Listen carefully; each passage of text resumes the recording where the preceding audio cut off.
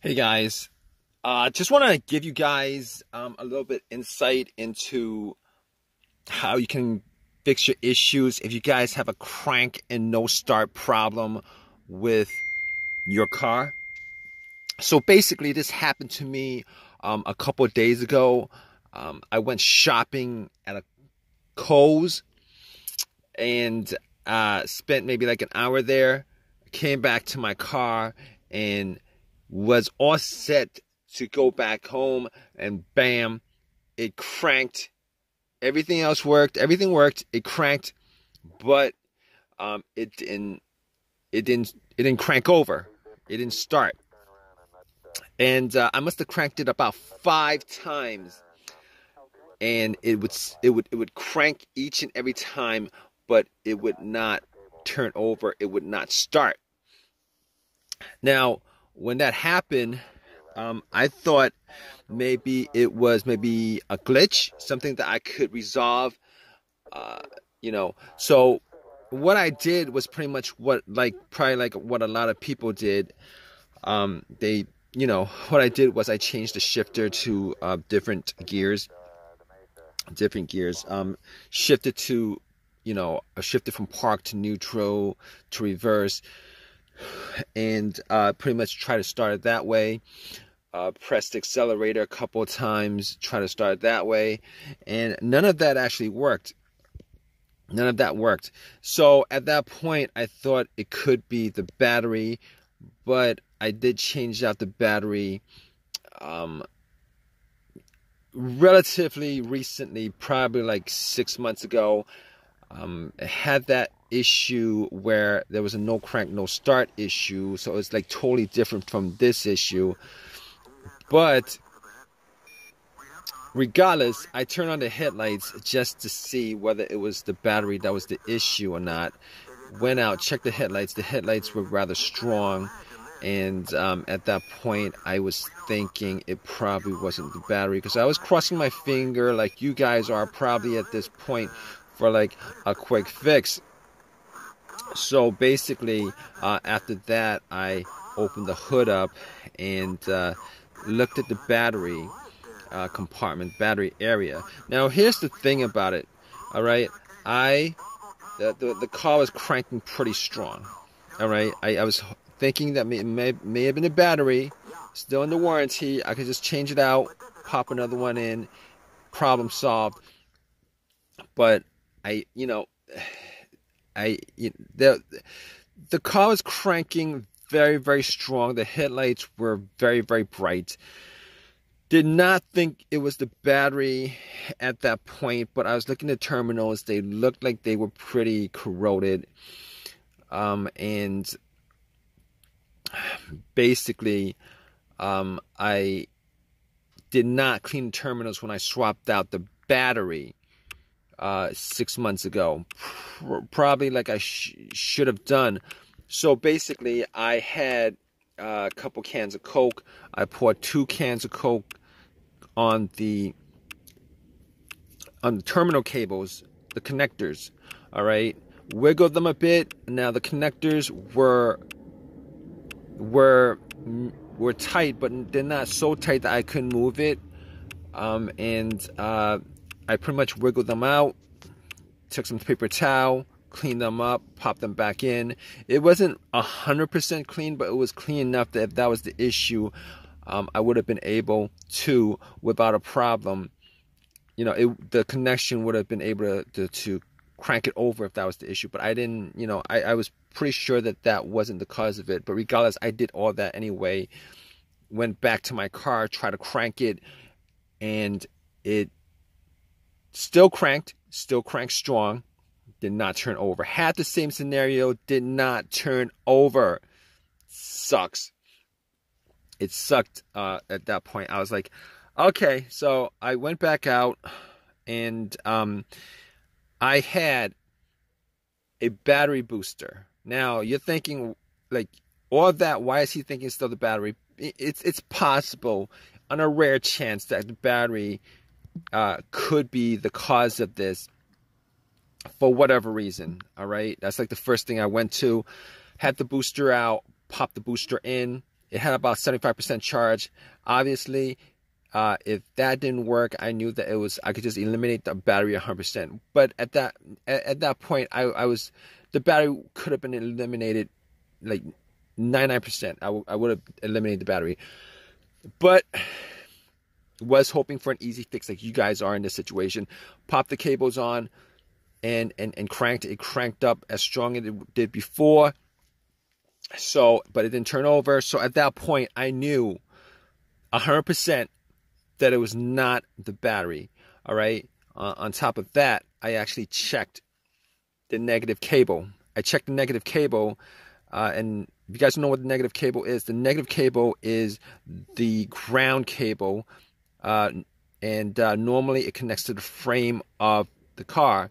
I checked that to make sure that it wasn't broken, that it wasn't frayed, that there wasn't an issue of corrosion and anything like that, because a weak ground can cause your car not to crank over. But normally in those kind of situations, it's because the connection is weak, and you would still have a weak crank.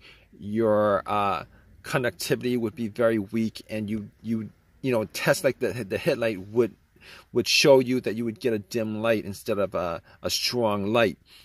In this situation, I was getting everything was working fine as it should. The cranks were strong. The headlights were very bright. So at that point, I knew that it was not. The things that I could eliminate at that point were, I could eliminate 100% the battery. I could eliminate 100% the ground cable. I could eliminate 100% the alternator, even though in situations like this, the alternator would not normally be one of those things that would be on my elimination list. All right. Normally, if the alternator was the issue, the car would have died out with the engine running, or would have died out with the engine with the car on the road while driving. That's 100% of the time. Well, not 100% of the time, but normally that would be the case.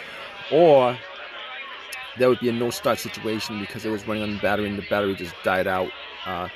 But the test for the alternator was if you put like an outside power source like a booster or cables on to the car, and if the alternator was the issue, you'd be able to turn it over, and then when you take the cables off, the alternator would die out. So I could eliminate the alternator 100%. So basically I can eliminate all those things out of the way. All right. So still had that same situation. And then it pops up in my head that it occurred to me that there could be a bunch of other things that could be causing it. Manifold sensor, throttle position sensor, camshaft position sensor, crankshaft position sensor, a whole variety of things that could possibly be causing the crank but no start issue. Okay, it's a crank but no start. So I was getting a crank on the car each and every time, and I must have tried that at least 15 times to crank it up. It would crank very strong each and every time. All right, but here's the thing. Here's how I eliminated all those things, and you could do too. You could do that too in this situation. All right. I noticed that there was not a check engine light. There was no check engine light on the dash at all. There was no check engine light on the dash at all. So immediately, I was able to eliminate the mass airflow sensor, the throttle position sensor, the crankshaft position sensor, the camshaft position sensor, and anything else that has a sensor connected to it that could generate a code in the car's computer. But I also had an OBD2 reader, and just to make sure that that was the case, that it wasn't any of those things that was causing it, I actually plugged it in. Now, there's also one other reason why I did plug in the OBD2 reader, and the other reason is sometimes if the computer is not reading the car, it's not connected to the car itself or the components of the car, it could cause a crank but no start situation. All right, and you could test that out with an OBD2, a cheap OBD2 that you could get from Walmart for $20. If you plug it in, and sometime when it's when it's reading the codes, it doesn't analyze it all the way. It stalls on when it's reading. On the OBD2, if it doesn't read, if it doesn't analyze, give you a breakdown of codes, monitors read, etc. Normally in these situations, it means that there's a disconnect between the car and the and the computer itself, the ECU, ECM, PCM. All those things are the car's computer. Now, I plugged it in, it scanned it all the way through 100%, gave me a whole readout of everything. Obviously, as I thought, there were no codes, all the monitors were good, everything was, it gave me a readout. So once it gave me a readout, I was sure that there was no, I was like 99% sure that it wasn't any of those things that had a sensor connected to it. Now, here's the thing about it. I did take the cables off the battery, and that would actually, you want to do that before you take the cables off the battery. But because I had no check engine light, I was 100% sure that it wasn't any of those things. 100%, okay? So basically, I was left with a couple of things that could be causing the crank but no start situation. All right. As far as easier things that I could just resolve on the spot, if there was an AutoZone close by, fuses, relays, possibly the ignition switch, possibly the fuel pump. So I had all those things to consider, 4 of those things considered. So I pretty much limited troubleshooting this whole entire thing to four things, okay? So I popped up the fuse. I was looking at all the fuses just to see whether there were any kind of signs of a burnt fuse, brownish on the top or something like that. Any kind of smell of a burnt plastic or something like that. Everything looked fine as far as the fuse was concerned. I did not have a fuse tester on me. I could not test out every one of the fuses, but all the fuses looked fine. All right. Which pretty much brought me to the fuel pump and the relays. All right. Here's the thing with the fuel pump. Now, before I even did the test, I was sitting in my car thinking that it may have been the fuel pump or the fuel pump not operating. So I did this test, and you guys could do it too, but normally it takes 2 people, all right, one to listen to the car where the gas cap is. You would take the gas cap off, and you would try to listen to a priming sound. All right, one person would be in the car turning the car to the on position. The on position is the position before it cranks.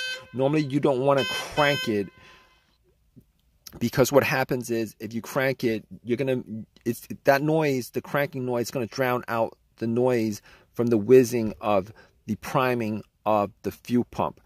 All right, and the priming of the fuel pump is pretty much the motor in the fuel pump working. All right, now there was nobody else with me, so I was sitting in my car, turned everything off, rolled up all the windows, and I put the car into the on position.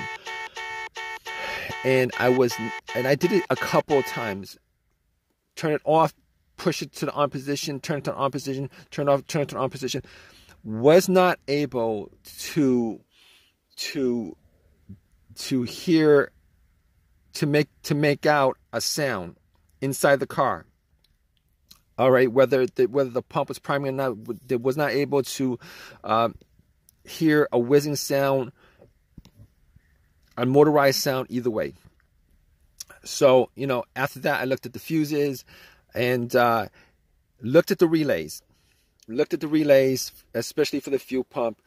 I thought it could have been the fuel filter, but normally with the fuel filter, you could at least get the car to start, to turn over, and then it would die out because it was if the fuel filter was blocked or something like that. Okay, so I did not think in that situation it was the fuel filter, because I cranked it at least 15 times. It never actually turned over at least once. So basically I found the relay to the fuel pump, and I was able to swap out for a similar relay.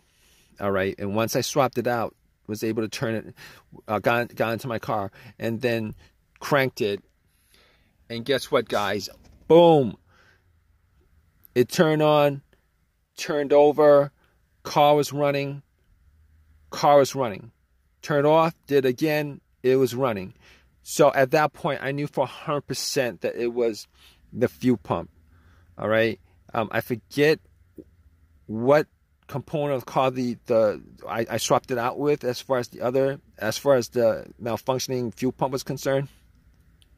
But I was thinking about driving the car to an AutoZone, but there was an AutoZone pretty close by. Went to the AutoZone, got the fuse pump relay, got another relay for it, swapped it, put everything back together, and all set. Everything was good, simple fix, and haven't had an issue since. That was a couple of days ago. Turn on, turn off, turn on. Everything works the way it's supposed to. So it was the fuel pump relay that was the problem. All right. So if you guys are in this situation, hopefully your fix was as simple as the fix that I had on the car. And if it's not, hope that it's something a little bit more, not something that's like the fuel pump itself. But in any case, if you guys troubleshoot, go through the steps that I kind of went through as far as troubleshooting this whole entire issue, you guys, 90% of the time, you guys probably will get an answer for the issue with your car. All right. Regardless, please leave a comment in the comment section. Guys, please give me a thumbs up. Please subscribe. All right, guys. Take care.